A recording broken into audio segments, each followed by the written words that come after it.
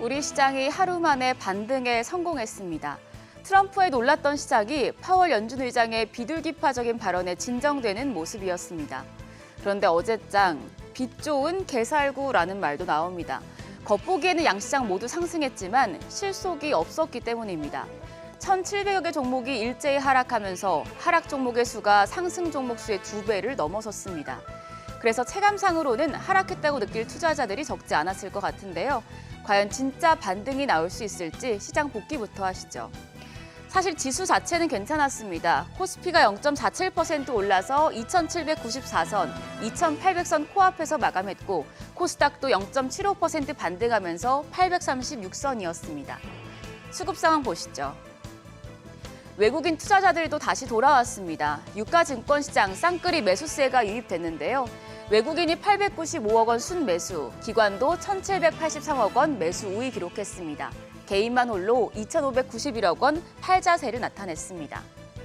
코스닥 시장에서도 외국인은 매수 포지션을 취했습니다. 1,905억 원 사들였는데 기관이 1,281억 원 매도세, 개인 역시도 501억 원의 매도 우위를 기록했습니다. 외국인 매수세가 유입되니 지수 자체는 좋았습니다만 이 온기가 시장에 골고루 퍼지지 못한 점이 문제였습니다. 종목 쏠림 현상이 심화됐는데요. 어제는 2차 전지와 금융, 일부 헬스케어 테마가 강했습니다. 유가증권 시장 시총 상위 종목에서는 SK하이닉스가 장중에 상승 전환되면서 5거래일 만에 반등을 했고요. LG에너지솔루션이 대규모 수주 소식에 4.2% 시세를 냈습니다. 또 어제 인도네시아 배터리셀 공장을 연 현대차도 1% 넘게 상승했습니다. KB금융은 정부의 하반기 경제정책 방향과 역동경제 로드맵 발표에 1.4% 오름세를 기록했습니다. 코스닥 시장은 2차 전지와 헬스케어 업종이 주도했습니다. 우선 에코프로비엠과 에코프로가 큰 폭으로 올랐습니다. 테슬라 급등의 영향으로 에코프로비엠이 4.6%, 에코프로가 7.6% 상승세 시현했습니다. 그리고 HLB그룹주가 급등하면서 시장의 상승을 이끌었는데요. HLB는 간암 신약 리보세라닙의 허가 심사 재개를 위한 미국 식품의약국 FDA와의 미팅이 완료됐다는 소식에 상한가를 경신했습니다. 더불어서 삼천당 제약도 2거래일 연속 급등하는 모습이었죠. 반면에 엔캠과 셀트리온 제약 2%대 조정을 받았고 HPSP는 5% 가까운 낙폭을 기록했습니다. 오늘 새벽 2시에 마감한 달러 대비 원화 환율은 소폭 내렸습니다. 1원 10전 내린 1,385원 80전에 거래를 마쳤는데요. 다만 역외 환율이 조금 올랐습니다. 미국 고용과 서비스업 경기가 식어가고 있다는 신호가 잇따라 나오면서 달러 가치가 떨어진 영향인데요. 1,387원 50전으로 오늘 외환시장 상승 출발할 가능성이 높겠습니다. 어제 정부의 하반기 경제정책 방향과 역동경제 로드맵이 발표됐습니다. 상속과 증여세, 법인세, 소득세 같은 다양한 밸류업 세제 지원이 나왔죠. 주주환원 증가 금액에 5% 법인세 세액 공제해주겠다. 또 배당소득 분리과세의 경우에 최고 세율을 낮춰주겠다. 여기에 더해서 밸류업 기업 가업 상속 시에 20% 할증하는 제도를 폐지하겠다. 크게 3가지가 시장에 영향을 주는 정책들입니다. 정부의 발표가 나오고 증권사에서는 밸류업 종목들의 주가가 레벨업할 수 있는 기회라며 종목 옥석 가리기에 들어갔는데요.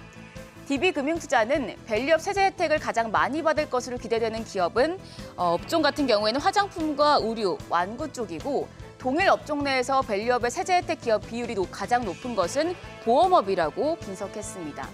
그러면서 수혜를 받을 것으로 예상되는 종목들도 제시를 했는데요. 대부분 자동차와 은행, 필수소비재, 증권과 보험 업종이고 종목으로는 현대차와 기아, 신한지주, 하나금융지주, 우리금융지주, 기업은행 등을 꼽았습니다.